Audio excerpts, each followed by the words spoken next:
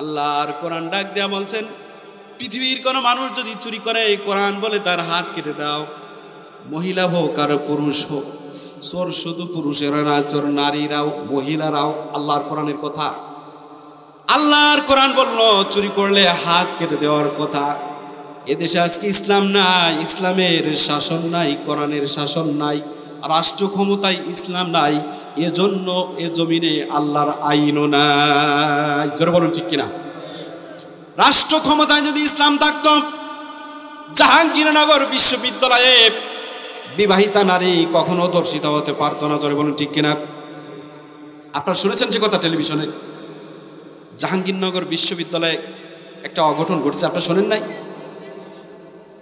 এর আগে আমরা শুনেছি জাহাঙ্গীরনগর বিশ্ববিদ্যালয়ের মধ্যে ধর্ষণ করতে করতে সেঞ্চুরি করে ফেলেছে।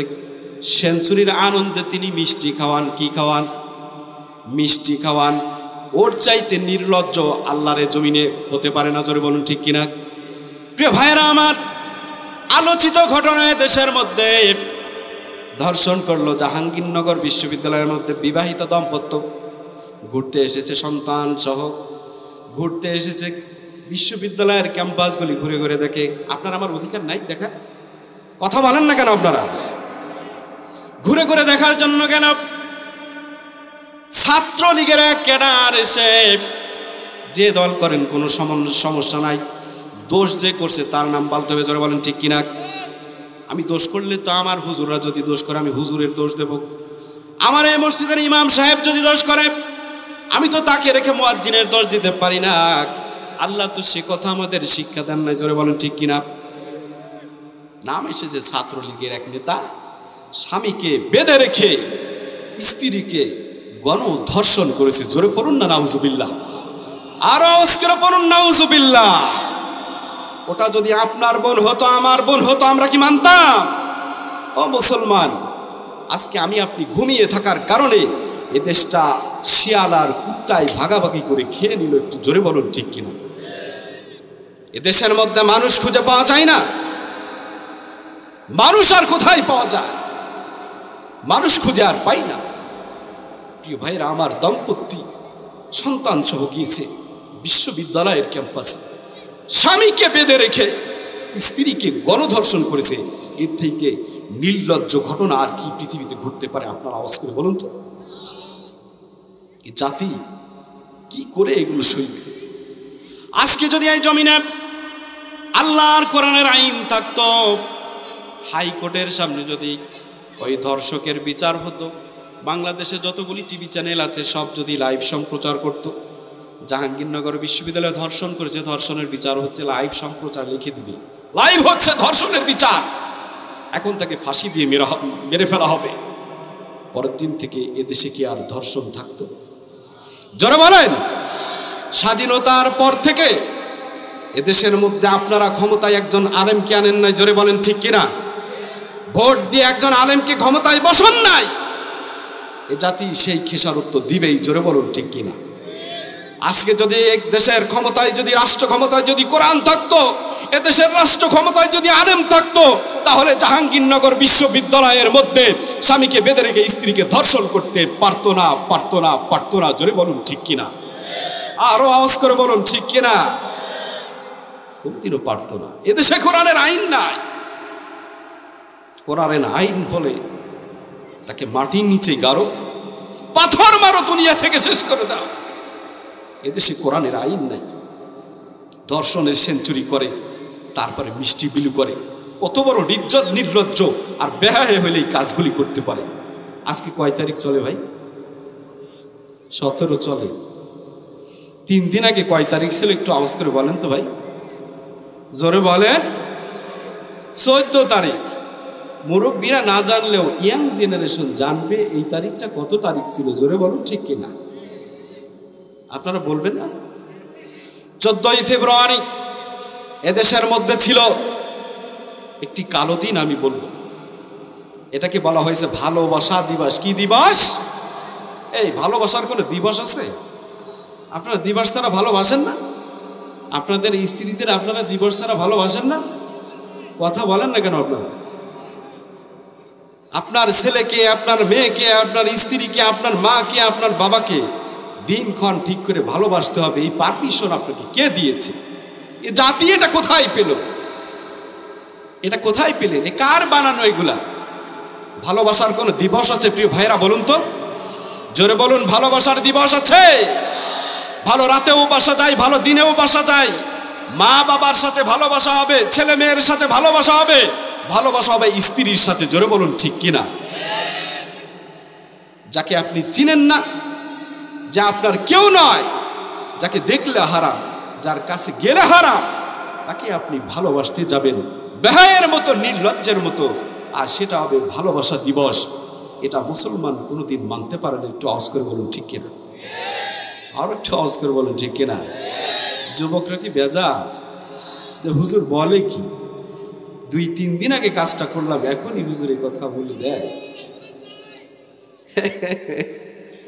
আপনারা ভালো মানুষ, আলহামদুলিল্লাহ। আপনারা সাধু, আপনারা যে কত বড় সাধু এটা আপনার পরিবারের লোকেরা জানে। আমি না জানলাম, আপনার পরিবার, আপনার সমাজের লোকেরা জানে। জানে কি জানে না? তাহলে আর থাক, অপমান করার দরকার নাই। যুবক, ভালো হয়ে যেতে হবে। কি হয়ে যেতে হবে? ভালো হয়ে যেতে হবে। ভাইয়ের আমার, আসুন আল্লাহর কোরআনের দিকে ফিরে আসুন। দেশের মধ্যে যদি আল্লাহর কোরআন যারা প্রচার করে, স্বাধীনতা হয়েছে কত বছর? এদের স্বাধীন হয়েছে 1971 সালে এদের স্বাধীন হয়েছে। কয় বছর চলে? 53 বছর চলে। 53 বলেন, 54 বলেন, স্বাধীনতার পর থেকে এদেশের মধ্যে আমি আপনি ভোট দিয়ে কোনো আলেমকে আজও পর্যন্ত ক্ষমতায় বসাইনি, যে কারণে যেখানে সেখানে ধর্ষণ, মারামারি, হানাহানি, কোবাকুবির খবর প্রতিদিন শোনা যায়। জোরে বলুন ঠিক কিনা? এটা তো আপনাকে শুনতেই হবে। রব্বুল আলামিন কিয়ামতের ময়দানে আমাকে আপনাকে একা ডাকবেন না। রব্বুল আলামিন কিয়ামতের ময়দানে আমাকে আপনাকে নেতা সহ ডাকবেন। কি সহ? যারা বলুন কি সহ ডাকবে? রব্বুল আলামিন কিয়ামতের ময়দানে আমাকে আপনাকে এমনি ডাকবেন না, একা ডাকবেন না। রব্বুল আলামিন কিয়ামতের ময়দানে আমাকে আপনাকে নেতা সহ ডাকবে। রব্বুল আলামিন বলবেন, গোলাম, পৃথিবীর মধ্যে তোমাকে ছেড়ে দিয়েছিলাম একাকী, তোমাকে তো সব কিছু করতে বলি নাই। তোমার নেতার অনুগত্য তোমাকে করতে বলেছি। তুমি কোন নেতার পিছনে ছিলে? আমি আল্লাহ তাআলা নেতা সহ তোমাকে ডাকবো, সে কথাও বলে দিয়েছিলাম। কোন নেতার পিছু পিছু ঘুরেছ? আজকে আসো, তোমার নেতা সহ তোমাকে আমি হাজির করব। আল্লাহ ডাক দিয়ে বলবেন, গোলাম, নেতা সহ তোমাকে আমি হাজির করব, নেতা সহ বিচার করব। এবার আপনি আমি বলতে পারবো কি আমার আপনার নেতা ঠিক আছে? কথা বলেন না কেন? আপনারা নেতা ঠিক আছে? আপনার নেতা কি 5 ওয়াক্ত নামাজ পড়ে? করে? আপনার নেতা যদি জেনা করে, জেনার গুনাহ আপনার আমলনামায় যাবে। আপনার নেতা যদি সুদ খায়, সুদের ভাগ আপনার নিতে হবে। আপনার নেতা যদি অন্যায় করে, অন্যায়ের ভাগ আপনার আমলনামায় যাবে। যেই নেতাকে অনুসরণ করেছেন, নেতা সহ আল্লাহ তাআলা কিয়ামতে আমাকে আপনাকে ডাকবে। ভোট দিয়েছেন আপনারা? ভোট দিয়েছেন আপনারা? কাকে দিচ্ছেন আমি জানতে চাই না। এমন নেতার অনুগত্য করেন যেই নেতাকে রব্বুল আলামিন কিয়ামতের ময়দানে যখন বলবেন নেতা সহ আসো, নেতা সহ যখন ডাকবেন, নেতার পিছনে পিছনে যাবেন। আল্লাহ যদি বলে যাও আমার জান্নাতে চলে যাও, তাহলে কি আর কোনো বাধা থাকবে নাকি? জোরে বলেন। আর আল্লাহ যদি বলে ব্রেক, যাইতে পারবি না, কেননা আমি আল্লাহ তাআলা তোকে জ্ঞান দিয়েছিলাম, সুন্দর মস্তিষ্ক দিয়েছিলাম, বোঝার মতো, জানার মতো। এই জ্ঞান দিয়ে বুঝে বুঝে জেনে শুনে অন্যায় করেছিস, অবৈধভাবে ক্ষমতায় যাওয়ার যত রাস্তা আছে তুই নিজেই করে দিয়েছিস। জোরে বলুন ঠিক কিনা? একটু আওয়াজ করে বলুন ঠিক কিনা? ভাইয়েরা আমার, 500 টাকার লোভ আপনি সামলাইতে পারেন না। কেমন মানুষ আপনি? আপনি না মুসলমান? আপনি মুসলমান না? নির্বাচন আইলে আপনি মাতাল হয়ে যান, আপনার হুঁশ থাকে না। 500 টাকার নোট দেখলে আপনি ঠিক থাকতে পারেন না। আপনি তো জানেন না আল্লাহ তাআলা আপনাকে নেতা সহ ডাকবেন। যখন নেতার কাছে যাবেন কিয়ামতের ময়দানে, নেতা বলবে আমি তো 500 টাকার নোট দেখিয়েছি আর তুমি চলে এসেছো, দূর হয়ে যাও আমার কাছ থেকে, আমি তোমাকে চিনি না। নেতা বলবে রাসূলুল্লাহ যেভাবে ডাকতে বলেছে ওইভাবে তো তোমাকে আমি ডাকি নাই, আমি তো তোমাকে মসজিদেও যেতে বলি নাই, আমি তো তোমাকে অন্যায় ছাড়তেও বলি নাই, কিন্তু তারপরেও তুমি সব ধরনের অন্যায় করেছো। তোমাকে একটু ডাক দিয়েছি আর তুমি চলে এসেছো, তুমি কি বোঝো না আমি ফালতু লোক? নেতা সেই দিন বলবে। কিন্তু প্রিয় ভাইয়েরা, আমি আপনাদের বলতে চাই, সামান্য লোভকে যদি বিসর্জন দিতে পারেন, আল্লাহ তাআলা কিয়ামতের ময়দানে আপনাকে উন্নত মানের পুরস্কার দিয়ে আল্লাহর জান্নাতে পাঠিয়ে দিবেন। বলেন সুবহানাল্লাহ। ও যুবক, আজকে থেকে নিয়ত করতে হবে, হুজুর হারামের সাথে আমরা নাই, অন্যায়ের সাথে আমরা আপোষ করতে রাজি নাই। এই নেতাকে ভোট দেব না, যাকে ভোট দিলে আল্লাহর জাহান্নামে যেতে হয়। এই নেতার পিছু ছাড়বো না, পা ছাড়বো না, যার পা ছাড়লে অপরাধী হতে হয়। রাজি আছেন আপনারা? আছেন? কেউ রাগ হইেন না আমার পর্বে, আমি তো আপনাকে বলছি, আমি কোনো ব্যক্তিকে বলছি। আপনি যদি আল্লাহর হুকুম মানেন, আপনি যদি আল্লাহর হুকুম মানেন, আল্লাহ তাআলা বলেন দুনিয়ায় তোমার ইজ্জত রয়েছে, আখিরাতেও তোমার ইজ্জত রয়েছে। ভাইরা আমার, আল্লাহ তাআলা কোরআন আল কারীমের মধ্যে সূরা ইউসুফ নাযিল করেছেন। আল্লাহ বলেন কোরআন আল কারীমের মধ্যে যতগুলো সূরা রয়েছে, সূরার সমস্ত সূরার মধ্যে একটা সূরা আমি নাযিল করেছি, সূরা ইউসুফ। আর এই সূরাকে আমি আল্লাহ তাআলা আহসানুল কসাস বলে দিয়েছি। জোরে বলেন সুবহানাল্লাহ। আহসানুল কসাস, উত্তম কাহিনী, উত্তম ব্যাখ্যা আমি আল্লাহ তাআলা এইটা দিচ্ছে কিভাবে দেখেন। রব্বুল আলামিন বলেন আলিফ লাম রা তিলকা আয়াতুল কিতাবিল মুবিন। আল্লাহু আকবার। এগুলো সুস্পষ্ট কিতাবের আয়াত। জোরে বলুন ঠিক কিনা? কে সাক্ষী দেয়? কোরআন সাক্ষী দিচ্ছে, এটা সুস্পষ্ট কিতাবের আয়াত, এর মধ্যে কোনো ভুল নাই। এর মধ্যে ভুল দিতে গেলে আপনার ঈমান থাকবে। আর আওয়াজ করে বলেন ঈমান থাকবে মুসলমান? ঈমান থাকবে। ইন্না আনজালনাহু কুরআনান আরাবিয়্যান লাআল্লাকুম তা'কিলুন।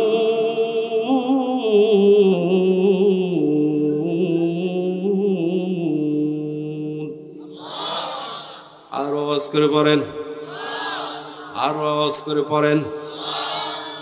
রব্বুল আলামিন বলেন কোরআন আল কারীমকে আমি নাজিল করেছি, নাযালনাহু কুরআনান আরাবিয়্যান লাআল্লাকুম তা'কিলুন।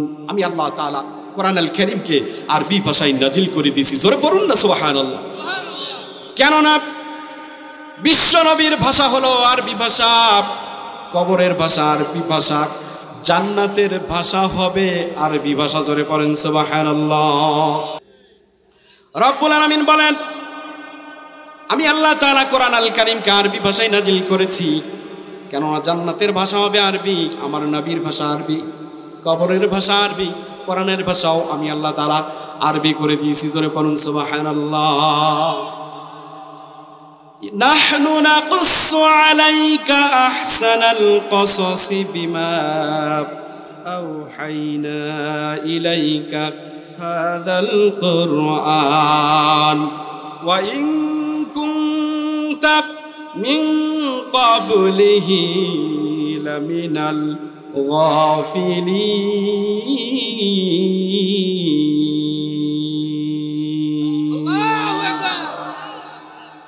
আল্লাহু আকবার। জোর নাই ভাই, একটু জোরে। আল্লাহর নামের তাকবীর এভাবে দিতে হবে যে তাকবীর শুনে মুসলমানের কোনো তরবারি লাগে না, মুসলমানের কোনো অস্ত্র লাগে না, মুসলমানের অস্ত্রের নাম হচ্ছে আল্লাহু আকবারের ধ্বনি। জোরে পড়ুন ঠিক কিনা? একটু আওয়াজ করে বলুন আল্লাহু আকবার।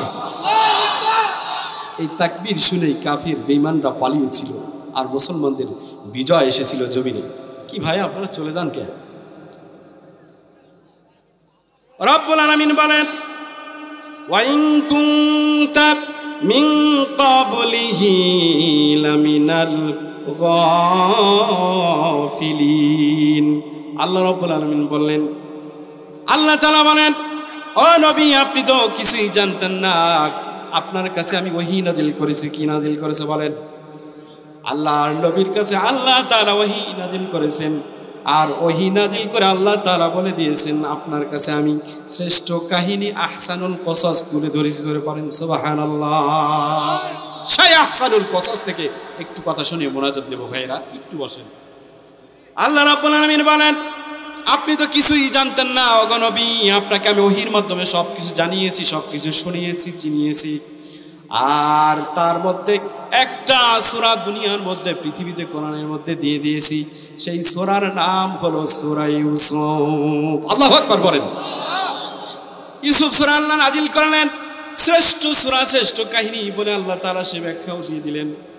ইয ক্বালা ইউসুফু লিআবিহি ইয়া আবাতি ইন্নী রাআইতু আহাদা আশারা কাওকাবান ওয়াশ-শামসা ওয়াল কমারা রাআইতুহুম লি সাজিদিন।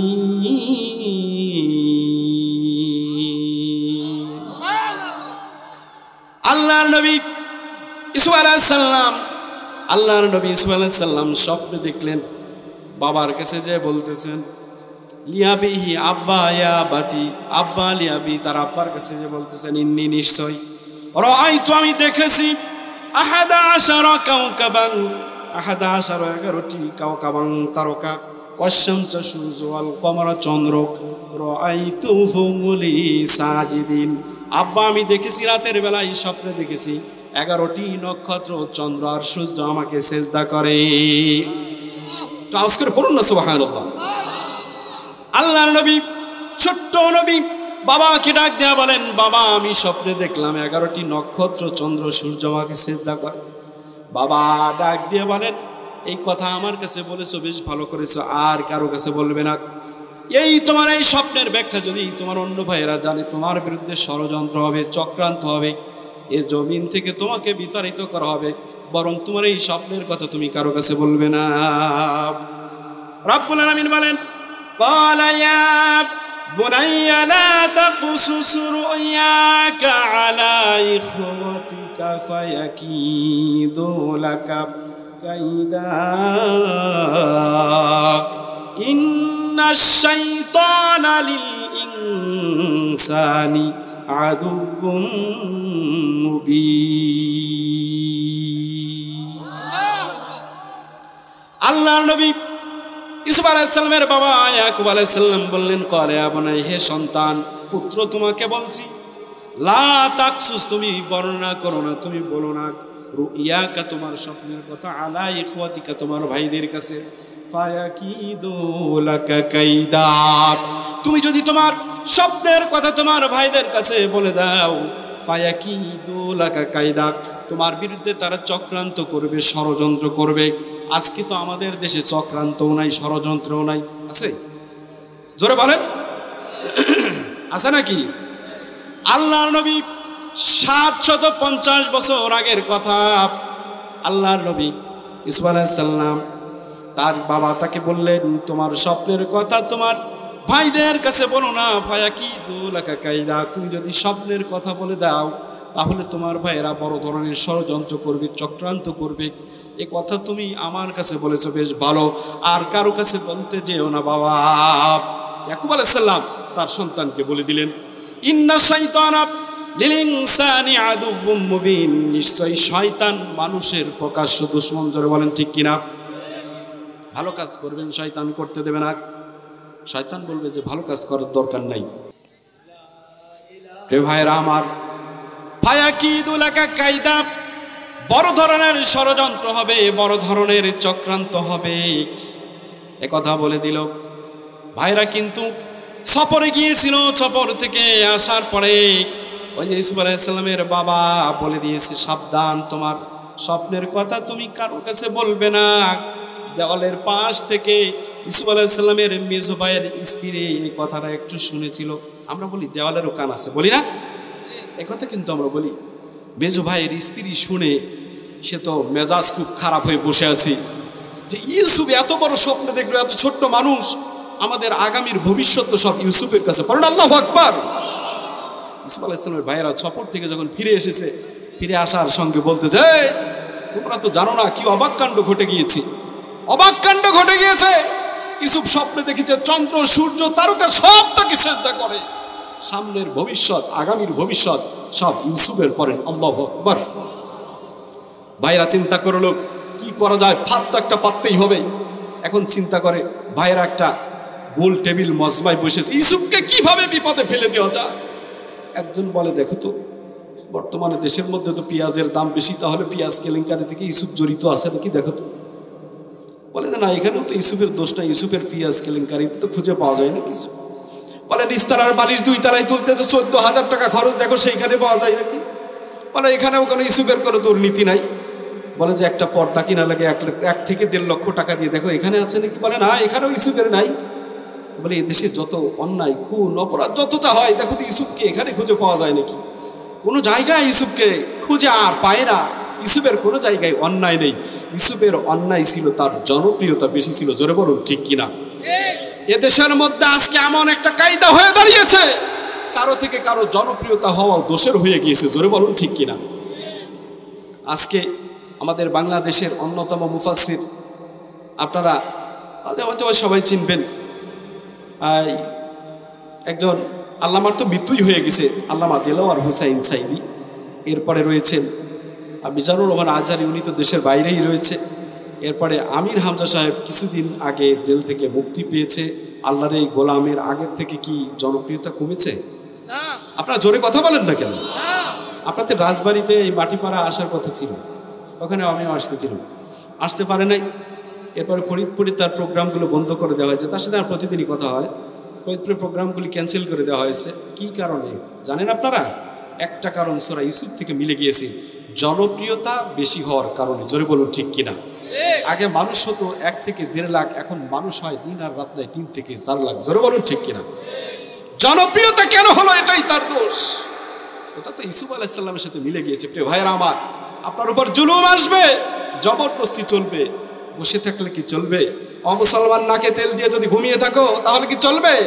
চোখ কান খোলা রেখে চলো। সূরা ইউসুফের মধ্যে আল্লাহ তাআলা বলেন, রাব্বুল আলামিন বলেন, ইউসুফ আলাইহিস সালামের বিরুদ্ধে ষড়যন্ত্র শুরু হয়ে গেল। ষড়যন্ত্র করতে করতে দেখেন ভাইরা কি বলে, ভাইরা ষড়যন্ত্র করে কিছুই খুঁজে পায় না। আল্লাহর কোরআনে আল্লাহ রাব্বুল আলামিন বলেন, ওয়াকাযালিকা ইয়াজতাবিকা রাব্বুকা ওয়া ইউআল্লিমুকা মিন তা'ওয়িলিল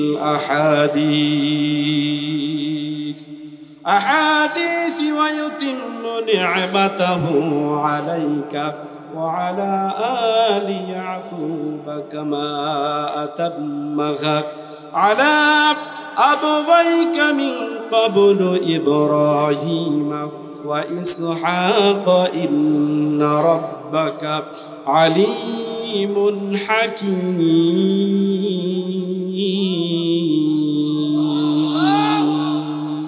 তারপর আল্লাহু আকবার। আল্লাহ বলেন, ওয়াকাযালিকা ইয়াজতাবিকা।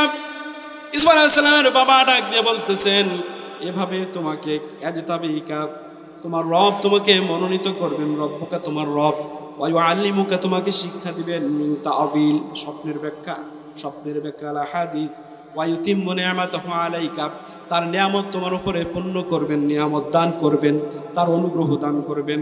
নি'মাতাহু আলাইকা ওয়া আলা আলি ইয়াকুব, যেমন ভাবে দান করেছিল তার নিয়ামত তার বাবা ইয়াকুব আলাইহিস সালামকে। জোরে পড়ুন সুবহানাল্লাহ। সেইভাবে তোমাকে মনোনীত করবেন, সেইভাবে তোমার উপর তার অনুগ্রহ পাঠাবেন, নিয়ামত দিয়ে ধন্য করবেন। ওয়া আলা আলি কামা তাম্মাহা আলা আবওয়াইকা মিন ক্বাবলু ইব্রাহিম ওয়া ইসহাক ইন্না রাব্বাকা আলিমুন হাকীম। জোরে পড়ুন আল্লাহু আকবার। শুধু কি তাই, তোমার পূর্বপুরুষ ইব্রাহিম ছিল, ইসহাক ছিল, আল্লাহ তাআলা তাদের যে পরিমাণ সম্মান আর ইজ্জত দিয়েছিল তার থেকে একটু কম তোমাকে দিবে না, তোমাকেও সেভাবে তোমার রব কবুল করবেন। জোরে পড়ুন সুবহানাল্লাহ। কোন জমিনের মাটি আমার হবে গোরস্থান, কোন জমিনের মাটি আমার হবে গোরস্থান, কাদের চোখের জলে আমি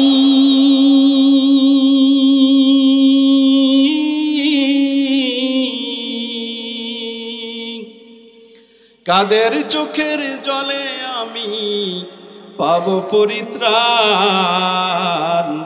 কোন জমিনের মাটি আমার হবে গোরস্থান। ঠিক কিনা বলুন? এই মেয়ে, আপনাদের গোরস্থান কোন জায়গায় জানেন?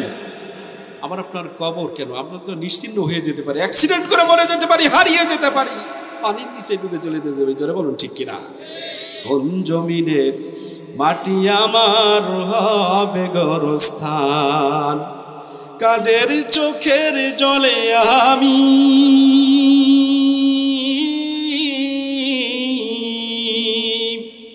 কাদের চোখের জলে আমি পাব পরিত্রাণ, কোন জমিনের মাটি আমার হবে গোরস্থান। জোরে বলুন ঠিক কিনা? কেউ জানি না। কারা আমায় গোসল দিবে, কে আনিবে কাফন, কারা আমায় কেঁদে কেঁদে করে দেবে দাফন, কারা আমায় গোসল দিবে, কে আনিবে কাফন, কারা আমায় কেঁদে কেঁদে করে দেবে দাফন, কারা আমার পাশে বসে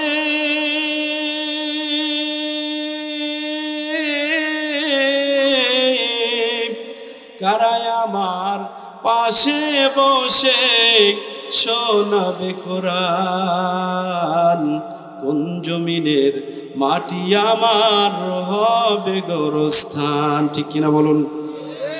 কোন জমিনের মাটি আমার হবে গোরস্থান, কার কাঁধে চড়ে আমি কবর দেশে যাব, জানি না কার মোনাজাতে।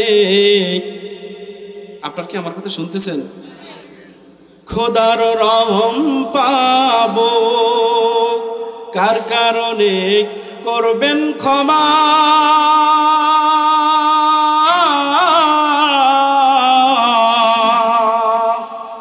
কার কারণে করবেন ক্ষমা, আল্লাহ মেহেরবান, কোন জমিনের মাটি আমার হবে গোরস্থান, কোন জমিনের মাটি আমার হবে গোরস্থান।